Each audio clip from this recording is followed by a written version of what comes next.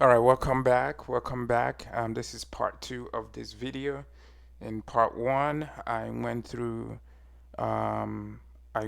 why I believe that option number one, Biafra, is not realistic.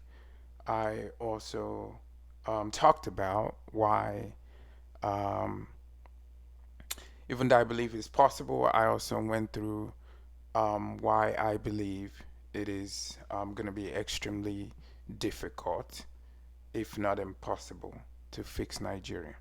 So that brings us to option number three, fix Igbo land. Okay, if you haven't watched part one, I strongly encourage you to do so because part two is building on the ideas of part one. Okay, you will really appreciate part one if you listen to, I mean, part two if you listen to part one. So, why do I believe that fixing Igbo land is the most achievable and realistic option of the three? Again, I went through this in the first video. In, for the sake of helping you be on track, I'm gonna repeat this again. The last budget of Imo State is 470 billion. Absolutely nothing to show for it. The last budget of Anambra is 410 billion. The last budget of Enugu is 166 billion. The last budget of Abia State is 160 billion.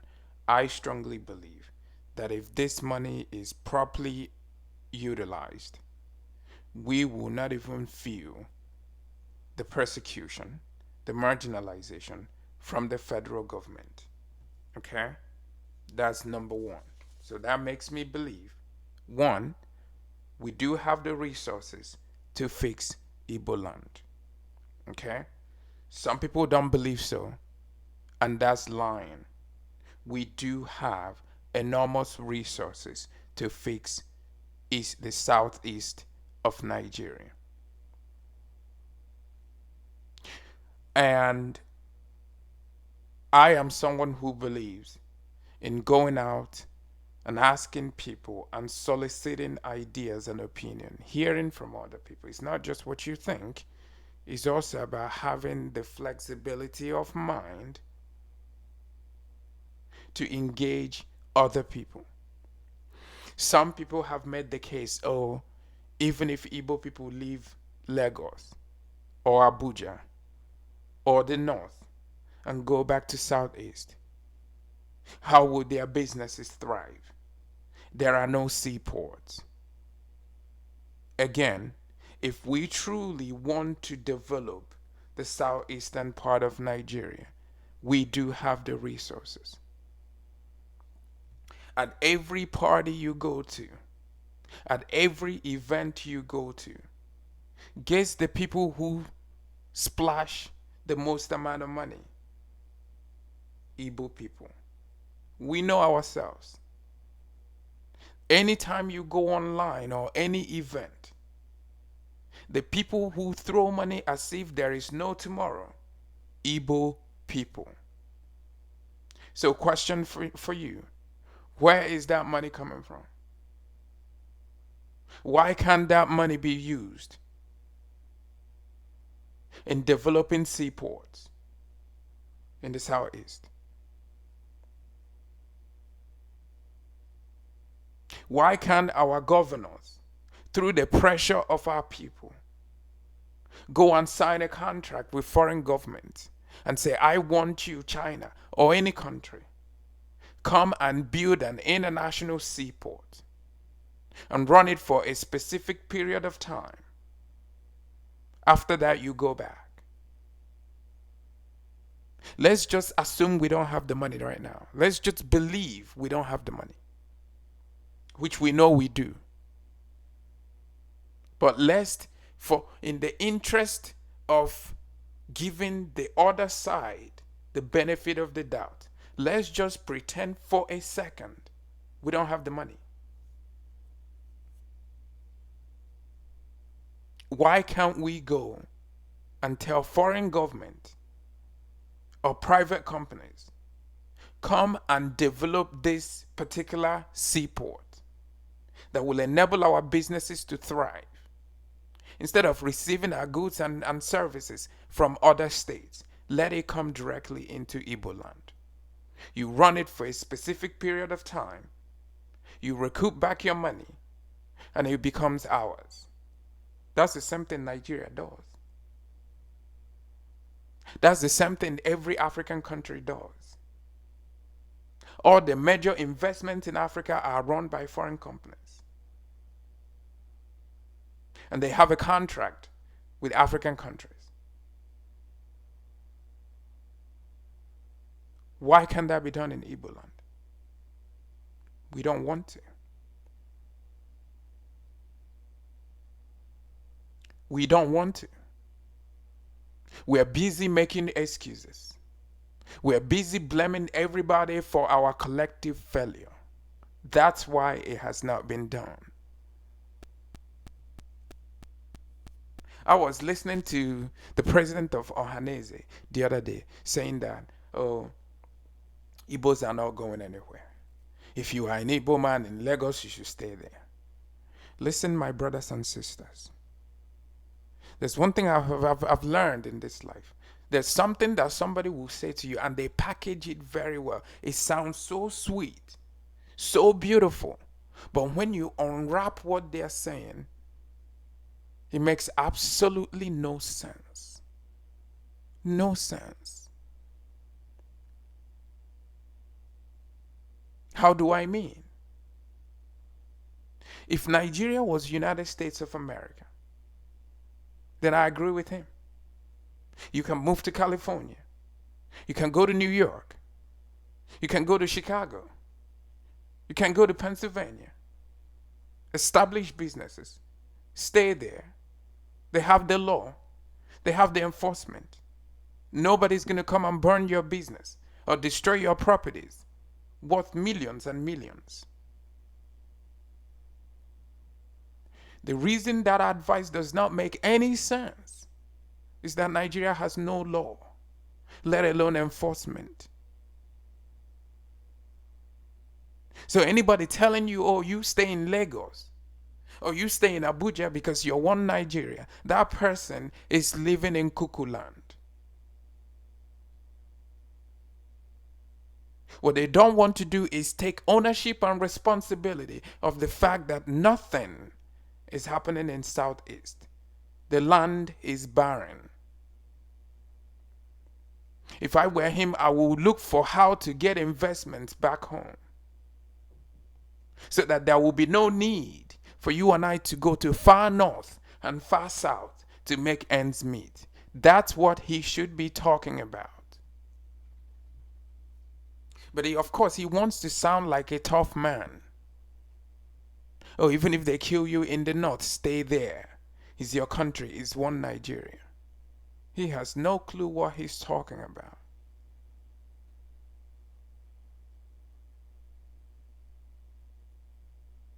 Nigeria has always historically been tribalistic. Number 3, there's this notion that as an Igbo man, that Igbo people, we have this cosmopolitan tendency. Meaning we can survive anywhere. We can go to China and we can survive. We can go to Alaska, arguably the coldest state in America, and survive. That is good. And that is all well and true. But there's a problem with that.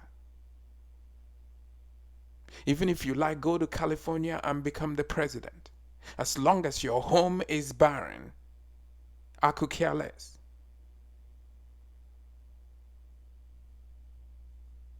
There's this saying when I was growing up in Igbo land. Akuru loka akonye para the wealth. Akonye parayane. And for those who don't understand Igbo, it simply means that when your wealth has come back home, the identity of the owner of that wealth is now revealed. And that means you can achieve anything you want outside. As long as your home is dilapidated, you will continue to be a laughing stock. You will continue to suffer persecution and marginalization. Make no mistake about it.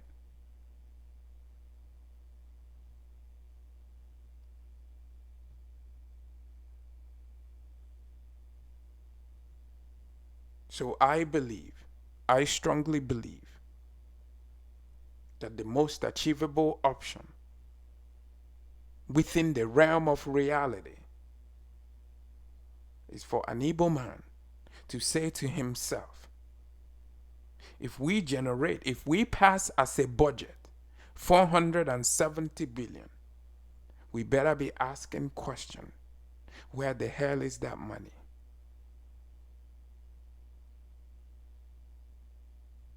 Instead of running around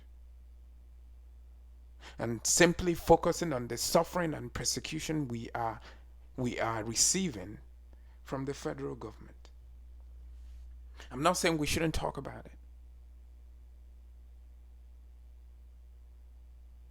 But I'm saying that we should have the same passion, the same energy. We should call out our own collective failure back home with the same intensity.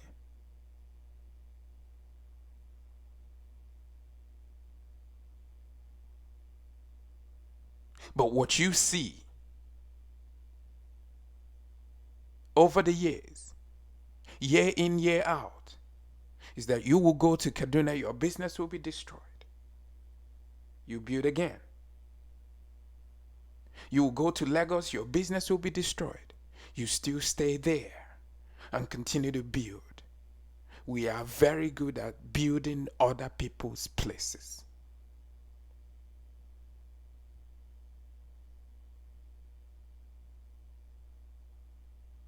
I have made an argument that nobody owns Lagos. And that is true. Historically, that is true. It was once the capital of Nigeria. So the wealth of all the states went into building it, just like Abuja. But while I have made those arguments, I am not naive to know that an Igbo man will never be the governor of Lagos State.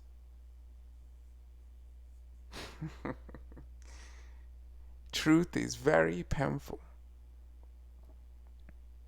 So an Igbo man, we can run around and say how much we have contributed to the growth of Lagos. But you and I will never be the governor of Lagos State or the governor of Kaduna State. You can build it all you want. And why is that important, you ask? At the end of the day, it is the government that determines. People don't understand. Your houses that are demolished, it is the government that demolishes your house, and you cannot do anything about it. The most you can do is come online on social media and post videos and cry. But as long as you do not have the power to make those final decisions, you will always end up at the wrong side of the game. Wake up.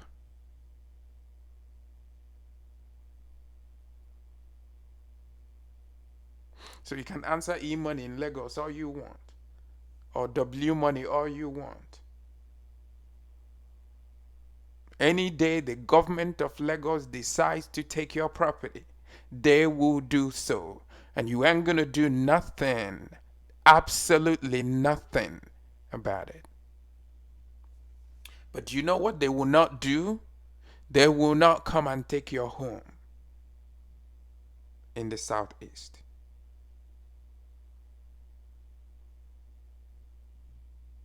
There's another notion that I want to dispel.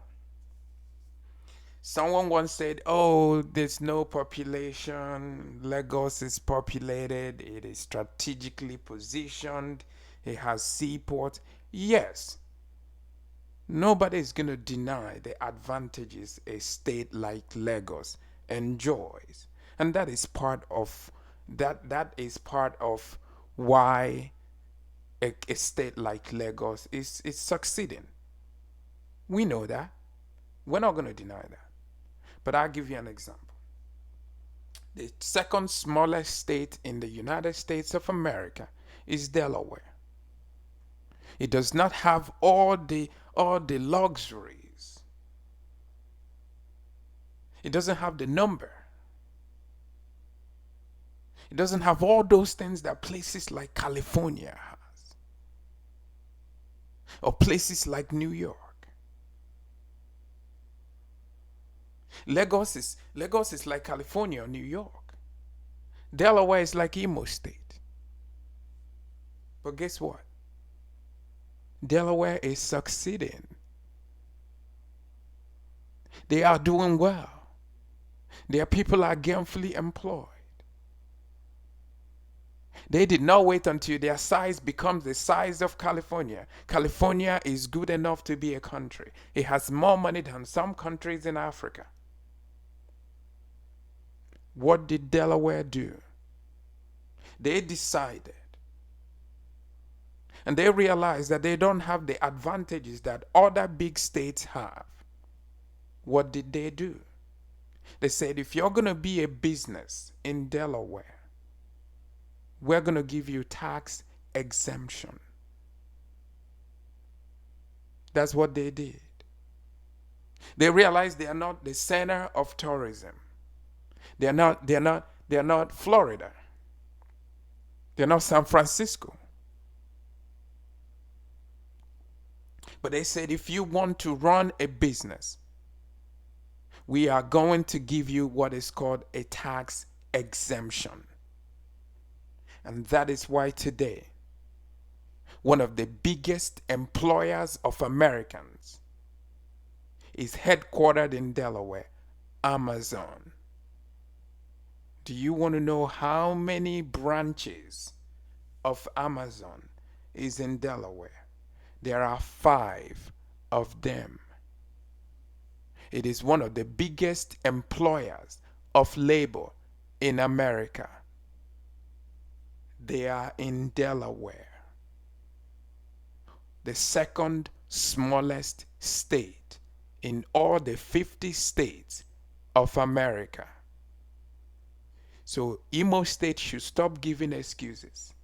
Abia State should stop lying to its citizens. Igbo people should stop lying to themselves. The owner of APC, Onyema, should make the headquarters in Igbo land. Innocent Moto should make the headquarters in Igbo land.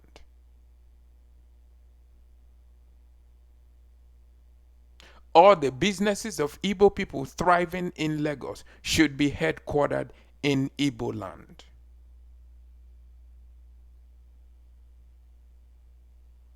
The guy who sells Rolls Royce like bicycle, he should make the headquarters in Igbo land. Our people are not thinking. We go for the easy option without realizing it.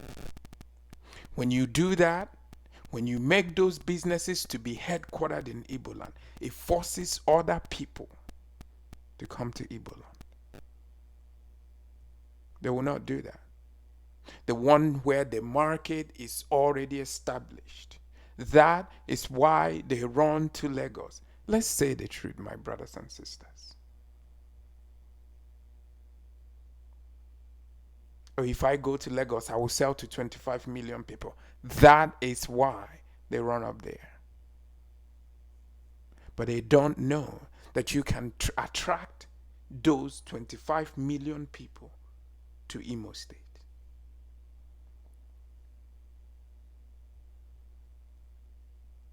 Every day I na agba Igbo amaka. Iga event ane elu ego.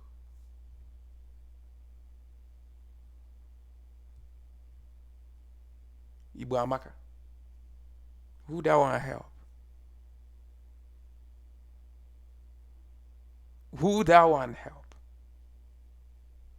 Iche na na-eme Igbo amaka. Ndị na-arụ ọrụ dị show na-arụ ọrụ dị show. Were mụ na gị abụọ na-akụ basketball. Everywhere Igbo amaka.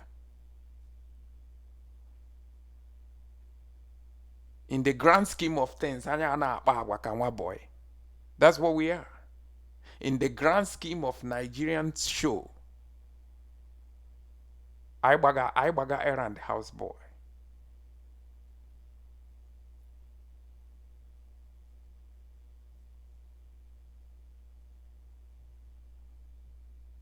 So we really have got to be serious. If you are truly pained by what is happening to an Igbo man, and you're an Igbo man, your business is being destroyed. If you have a problem with a fellow Nigerian, the next thing is they target your business.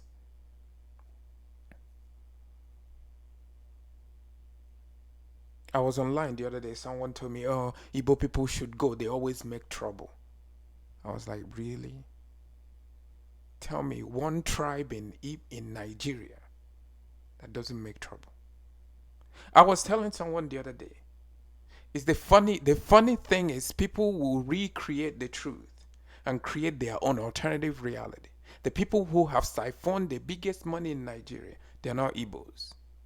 Yet, we're given the image of the people who love money the most.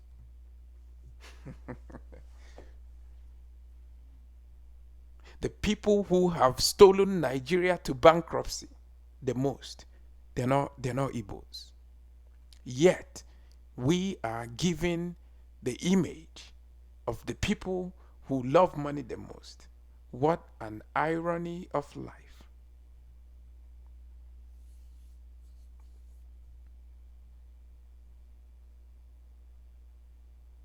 So, having established all these realities, I call on the Igbo people to begin to be honest with yourself. Do not select when to say the truth. The truth is your fellow Igbo man is holding you down. Ndị Igbo si onye ji onwe ya n'ala, onye ji mmadụ n'ala jikwa onwe ya. The primary reason for what you and I are going through in that country is not from the federal government. They have their own share of the blame.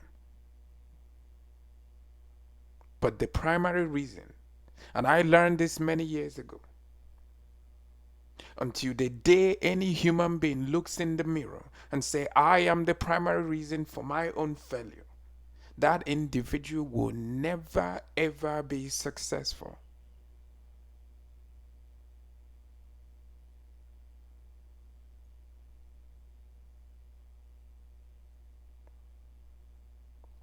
So, I want you to share this video. I want you to like and subscribe. And I want you to challenge me with your opinion. That's what this is about. Let's have honest conversation about the realities that are facing you or not. That's what this is about. And I think one of the things we have lost as a people is being able to have conversation. We can disagree, and that's fine. But let's at least begin to have honest and critical conversation about the challenges of our time. Because as much as we love God, He is never going to come to fix these problems for you or not. Someone said God will never answer prayer He has given you the ability to do.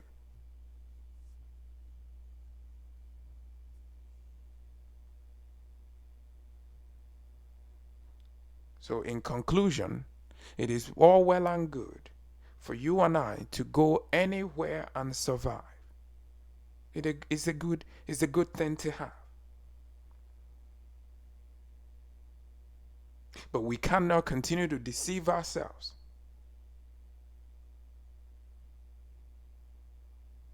by always highlighting those things. But back home is a mess. a joke.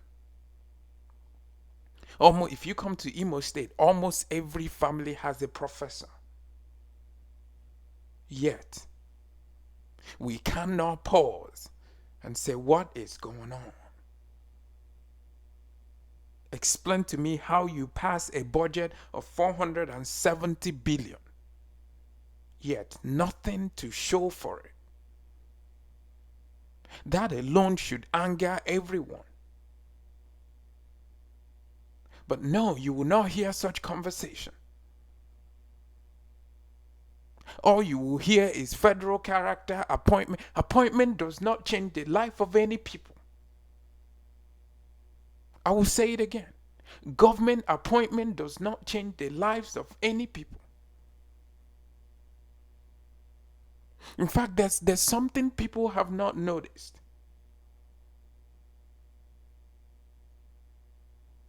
Becoming a president of a country does not change much for a people.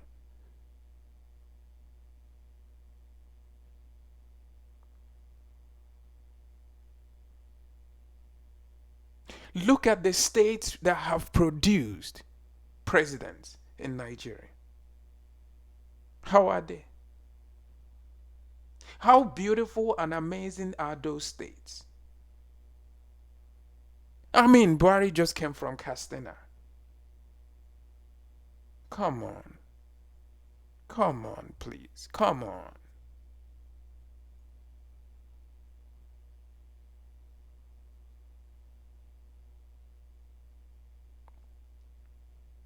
So at the end of the day,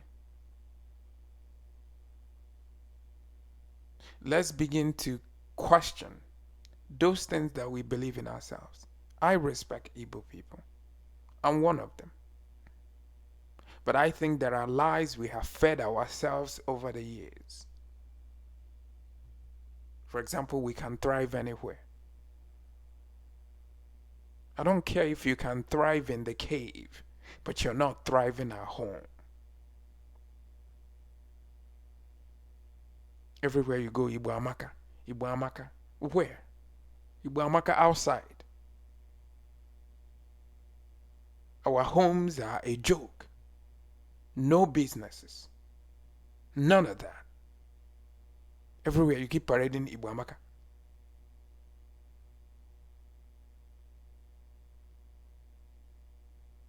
You can survive anywhere. LA property get destroyed. Your business is messed up.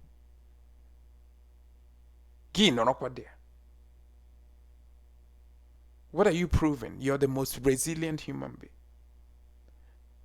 Who told you cannot be resilient at home?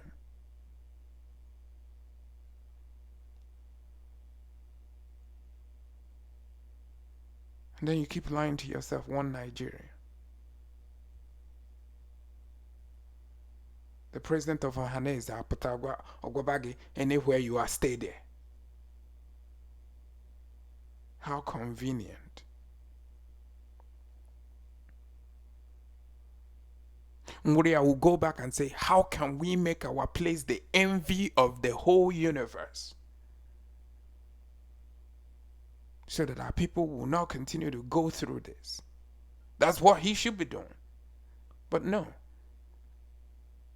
He cannot.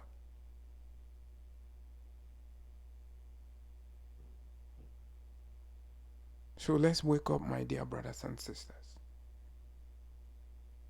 We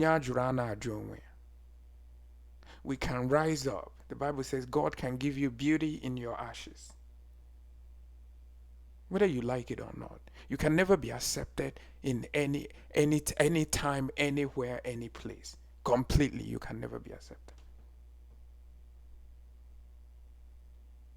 The history of black man is filled with such challenges.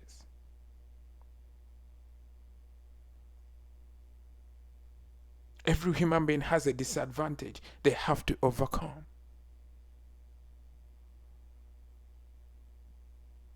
But it's up to you to learn from the challenges you're going through. Become wiser and do better. If we do not build Igbo land, Even if we like, we can become the president of Casablanca. We have failed. I will say it again. If we do not build Igbo land, even if we like, we can become the president. We can become the president of the moon. We can sell businesses in the space. We have failed.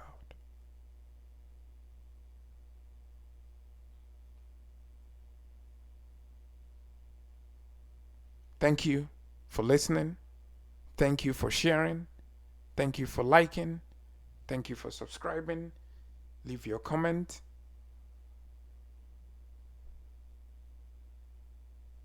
And have a blessed day. Thank you.